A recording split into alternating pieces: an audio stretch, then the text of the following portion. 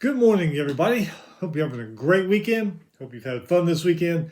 Our weekend here in Southeast Texas has kind of sucked. Actually, it's kind of sucked the last few days. We had an Arctic front come down, freezing temperatures, been raining, lost power. The reason why we did a show on Thursday, no power. But the rain has finally moved out. Looks like we might get some sun in this home next week. I think the lows in the high 40s, low 50s, highs in the 70s, highs in the 70s and 60s. Finally going to get some good weather here. I hope it's good where you are. Anyway, let's get to it. A lot of crazy things happened in college basketball this last week. We're going to go over those. Got some news items to get to. Before we start, hit that subscribe button so you don't miss anything. With it, let's get started. Hey, remember Clinton Portis, running back for Miami on the 2001 National Championship team? He also played 9 NFL seasons. I think he made some Pro Bowls too. He's Delaware State's new running back coach and run game coordinator. So he's following some other NFL guys into the ranks of college. Florida, they promote tight ends coach Russ Callaway to offensive coordinator. But Billy Napier is still calling plays. I don't get it. I've never been a fan of head coach calling plays. That's why you got offensive coordinator. But he's still going to call plays, and we'll see how that goes. Hey, after meetings this week, ADs across the country agree the CFP seating needs to be changed. A lot of this has to do with the top 4 getting a bye. A lot of them said with that happening, that shot up teams like Boise State and I think SMU shot them in there. And of course, some of them said they had no business being there, but that's what playoff argument is all about. Who belongs, who doesn't. Anyway, they're looking at maybe changing that before next season, but they all have to vote on the final outcome. Nebraska, they've backed out of their 26-27 home and home with Tennessee. Tennessee says they were very disappointed in it. They were looking forward to playing Nebraska in Neyland Stadium and also in Memorial Stadium, but Nebraska, no more. Texas and USC, speaking of Nebraska, they joined Nebraska in eliminating their spring game. Spring games, I could, take them or leave them.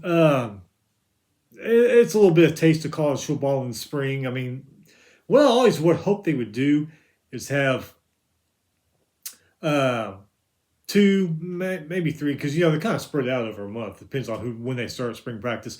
I was always hoping they would have 2 major days of crap load of spring games and do it like a regular Saturday. Have a pregame show, game day or whatever. Go to a site, to a school that's supposed to have a hell of a team. And they could have halftime reports, talk about what you see in the first half, what they need to do in the second half for this upcoming season. Some kind of long lines like that, because, face it, when April comes around, I think we're already just foaming at the mouth for college football. And that would help, relieve that foaming a little bit maybe. They've really done that. But like I said, so spring games, take them or leave them. I'm either way on that one. Despite going 5-7 last year, Wisconsin gives head coach Luke Fickell a extension through 2031. So they've got hope in him. Fresno State men's basketball, they are being investigated by the school and the NCAA for gambling.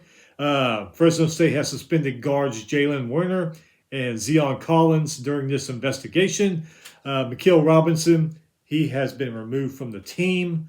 I didn't find out any words, whether it's, betting on games or whatever like that. I guess all that will come out eventually. But, Fresno State basketball being investigated for gambling. And LaSalle's men's basketball coach, Fran Dunphy, he's going to retire at the end of the season. He is 76 years old. He's won 623 games at Penn, Temple, and LaSalle. 17 NCAA tournaments, 9 at Penn, 8 at Temple. Won 10 Ivy League season titles and 2 A-10 titles and 1 AAC title. So, successful coach, had a great career. He's going to go spend time with the family or fishing or whatever he does. So, congratulations, Coach Fran. You deserved it, man. You really have. All right, so like I said, lost power Thursday, so Last week's show was a wash. So we're going to start back on Friday. We'll be mentioning some things that happened last week during this little review here, but until then. Friday, 11-16, Bowling Green beat 16-11 Toledo by 1. Again, teams have no business losing right now, losing games. Bowling Green's Campbell, 23 points, including the game-winning layup with 1 second left. Loyola of Chicago beat Dayton, 76-72. Both of them are 18-9 now. 16-12 Villanova beat number 16 Marquette, 81-66. Villanova, 15 3-pointers. They were 18 for 20 from the free throw line. Number 14 Michigan State beats their rival, number 12 Michigan, 75-62. Michigan State's Richardson, 21 points, 6 rebounds. Michigan's Golden, 21 points, 5 rebounds. Both shot 46% from the field.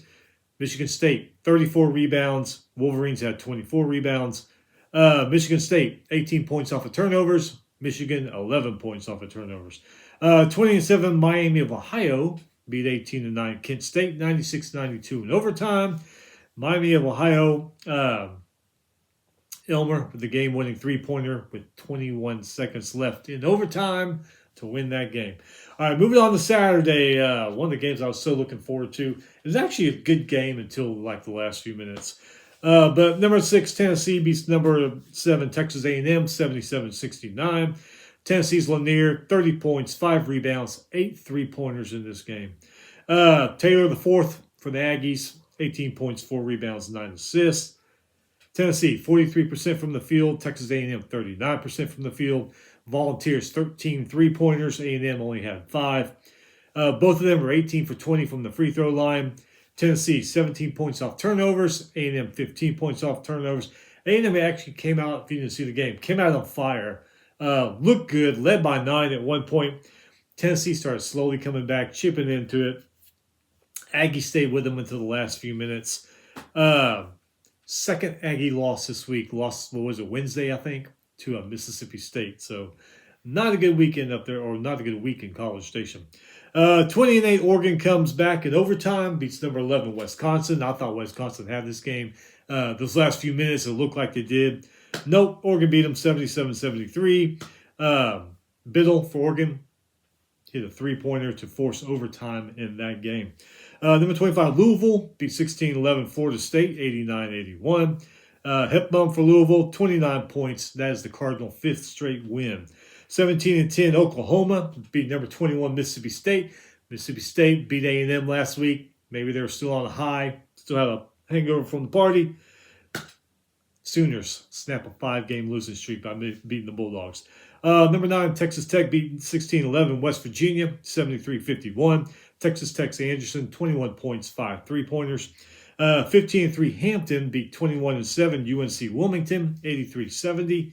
Hampton, 53% from the field, 15 3-pointers, 18 points off of turnovers for them. 11-18 North Dakota beat rival, 20-10. North Dakota State by 2. North Dakota State actually led this game by 6 at halftime. 11-16 NC State beat 19-8 Wake Forest, 85-73. Wolfpack, 13 3-pointers, 50% from the field. Wake Forest only shot 42% from the field. 15-4 Binghamton beat 16-12 Maine, 71-69. Now the second game I watched on Saturday, number 5 Houston beat number 8 Iowa State, 68-59. Both leading scorers for Iowa State, Gilbert Jones, did not play. One was sick and one had a hand injury, I think it was. Cryer for Houston, 28 points, 5 rebounds. He hit 5 3-pointers. Let me see if I can say the guy's name for Iowa State. I've heard it millions of times, but Momosilovic. Anyway, 16 points, 5 rebounds. Houston, 53% from the field. Iowa, 39%. Really hurt not having those two guys. Houston, 10 3-pointers. Iowa State, 8. Both of them had 16 points off of turnovers. And Houston comes away with the victory. 13-5 Notre Dame beat 16-12 Pitt, 76-72. Davis for Notre Dame, 21 points. Burton behind him, 20 points, 6 rebounds. 15-12 St. Louis beat 17-9 Rhode Island, 81-66. St. Louis, 15 3-pointers in this game. Unbelievable. Ole Miss falls again. 18-9 Vanderbilt beats them 77-72. Ole Miss started out great. Now they are 4-5 in the last month. What's up next? Number 1 Auburn beats 16-11 Georgia 82-70. Auburn's Brome 31 points, 14 rebounds. Hell of a game for him. Georgia 39% from the field. Remember Georgia, man. We talked about it before. Preseason, do great, get the conference play, they start going downhill. Well, this year they had some great wins back in January in conference play, playing pretty good in conference play. They've lost games, but now they're starting that downhill slide, and this is not the time of the year you want to do that. But what are you going to do? 11-19 Weber State beat 16-3 Portland State by 2. Weber State threat, 27 points and the game-winning jumper. 22-5 VCU beat 21-6 George Mason, 70-54. VCU 20 points off of turnovers. Kansas, number 23 Kansas, they get back to winning. Beat Oklahoma State, 96-64. Kansas 14 3-pointers, and they also grabbed 20 more rebounds than the Cowboys did. 11-16 Colorado beat 16-11 Baylor by 2. That was Colorado's second straight Big 12 victory. Good for them. Number 18 Clemson beat 20-7 SMU, 79-69. Not a good week for SMU either. Zachary for Clemson, 19 points, 6 rebounds, 7 assists, 5 3-pointers, and he stole the ball 5 times. Nice game for him. 17-11 Vermont beat 16-12 UMass Lowell, 85-61. Vermont's Hurley had 20 points. 12-17 Presbyterian beat 17-12 Radford, 80-73. Stewart for Presbyterian, 26 points. 15-12 New Mexico State beat 15-12 New Mexico State beat 16-12. Kennesaw State 60-49. Aggies 14 points off of turnovers. 19-9 Jacksonville State beat 17-10 UTEP 73-65. Both of them, those teams shot under 42%. 22-6 McNeese beat 17-12 Texas A&M Corpus Christi 73-57. A&M Corpus Christi, they've kind of fallen off lately. McNeese, though, they're on a 6-game win streak. They got a heck of a team. 11-17 Cal Poly beat 18-11 UC Riverside, 112-100 in overtime. Hyder for Cal Poly, 25 points in that game. 15-4 Texas State, 15-14 Texas State beat 19-10 South Alabama, 93-92 in overtime. Game was actually tied at 36 at halftime. 15-12 Ohio beat 21-6 Akron, 84-67. Ohio 19 points off of turnovers. Number 2 Florida beat 14-13 LSU, 79-65. Chignuli, I think, for Florida. I think that's how you say it. 19 points, 13 rebounds. Gators had 12 points off of turnovers. 19-10 Santa Clara beat 16-13 Washington State, 109-79. Santa Clara 23 for 38 from the three-point line. They were chunking them up in the air in that one. And they also had 17 more rebounds to go with that. So, 19-8 Boise State beat 15-12 Nevada by 1. Meadow for Boise State, 24 points. 17-11 William Mary beat 17-12 Alien, 79-70. William and Mary, 14 3-pointers, and they scored 15 off of turnovers. Number 3 Duke beat Illinois, 110-67. Illinois, if they've fallen off too, one of those teams have fallen off. Duke, 7 players in double-digit points. Man. By the way, Illinois, most lopsided loss in Illinois basketball history. Yep, it was. That's sad, but 15-12, one of the Illinois pages online said, okay, let's go get 2-day-old Biaro's Pizza, get on the plane, and live for tomorrow, or some crazy stuff like that. I was like, wow. Yeah, it is what it is. 15-12, Western Kentucky beat 18-10 Louisiana Tech by 1. Boilers for Western Kentucky, 27 points, plus the game-winning layup in that one. 24-4 Utah State beat 18-7 San Diego State, 79-71. Akano for Utah State, 26 points, 5 rebounds, 7 3-pointers. Hell of a game for him. 25-4 St. Mary's beat 21-8 Gonzaga, 74-67. St. Mary's, they grabbed 12 more rebounds than Gonzaga. 7-20 Oral Roberts beat 20-9 St. Thomas, Minnesota. 71-66. St. Thomas, Minnesota actually led this game by 2 points at halftime. Oral Roberts said, none of that. We're winning. 13-11, Dartmouth beat 17-9. Princeton, 76-61. Cornish for Dartmouth, 19 points. 18-12, Nebraska, Omaha beat 17-12, South Dakota, 93-85. Sutton for Nebraska, Omaha, 36 points, 12 rebounds. Nice game for him. Watch this one, too. Pretty damn good game. 16-11, Arkansas beats number 15, Missouri, 92-85. Arkansas, 55% from the field. Missouri, 44%. Arkansas, 30 points off of turnovers. Arkansas took off. Missouri would catch them, and Arkansas would take off a little more. Missouri would catch them. Arkansas would take off a little more. They were determined to win that game, and they did. Hey, 11-16, South Carolina gets their first SEC win of the season. Beat Texas, who's 16-11 now. 84-69. That win ends a 13-game losing streak for the Gamecocks. So good for them. Beat Texas on their home court. 10-18, South Indiana beats 19-10 SIUE 86-68. And 19-8 BYU beats number 19 Arizona 96-95. BYU 55% from the field, 14 3-pointers, 22 points off of turnovers. Arizona shot 54% from the field, and sometime during the game, I didn't see it when I was watching it. Arizona fans started yelling "F Mormons" at BYU. Just being classy is what they were, huh?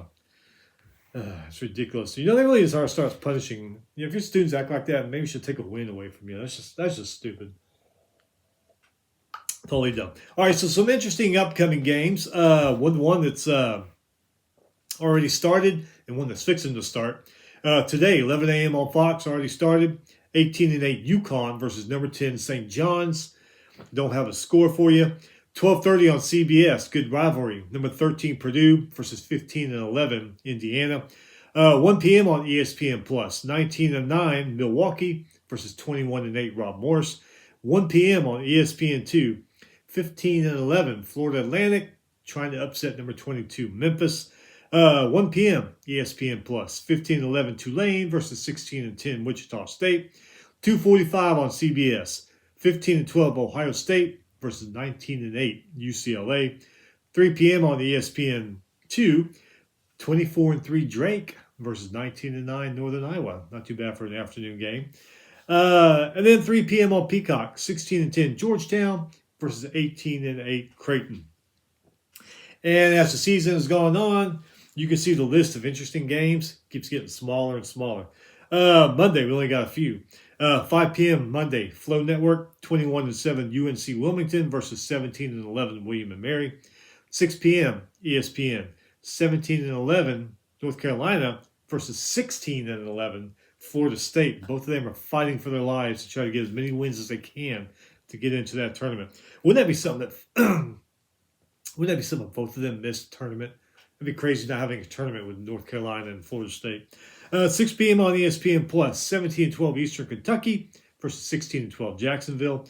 6:30 ESPN Plus, 17-12 Texas A&M Corpus Christi, who just lost yesterday, versus 17-11 Nichols. 7 p.m. on FS1, may not be too bad of a game here. Number 12 Michigan State versus 17-10 Nebraska. Nebraska's not that bad of a team. Lost some games they shouldn't have, but should be pretty good. 8 p.m. ESPN, got a good one here. Number 5 Houston traveling to Lubbock versus number 9 Texas Tech. That's probably going to be a damn good game. And then 10 p.m. on ESPN, number 23 Kansas goes to 11-16 Colorado. Colorado, who's on a 2-game Big 12 win streak, can they make it 3 on their home court against the Kansas team that hasn't been doing all that well this last week? Speaking of which, you got Kansas alumni, ex-players, everything questioning what's going on there. I was like, man, you lost a couple games. Everybody's going to lose a couple games, but they don't want to hear that. They want to be undefeated. All right, so moving on to Tuesday, 6 p.m. SEC Network, number 2 Florida versus number 16 versus 16-11 Georgia. Can Georgia turn things around? Can they upset the number 2 team on Super Tuesday to show that they belong, that they're good? I don't know. We'll see. 6 p.m. on ESPN. Number 3 Duke plays 6-21 Miami. 6 p.m. FS1. 12-15 Providence plays number 16 Marquette. 6 p.m. on ESPN2. Might not be a bad game. Baylor versus Cincinnati. Both of them are 16-11. Good Big 12 matchup. I put this one down. 6 p.m. ACC Network. 13-14 Georgia Tech versus 16-11 Pitt. Pitt lost to Notre Dame. They're not in a good mood. Georgia Tech, I don't know what it is with their sports teams. They tend to win games they shouldn't and put a big dent in people's plans. That's why I put this game down. You never know what the Yellow Jackets are going to do to you. So keep an eye on that game if you don't watch it. 6 p.m. ESPN Plus, 15-12 St. Louis versus 16-11 Davidson.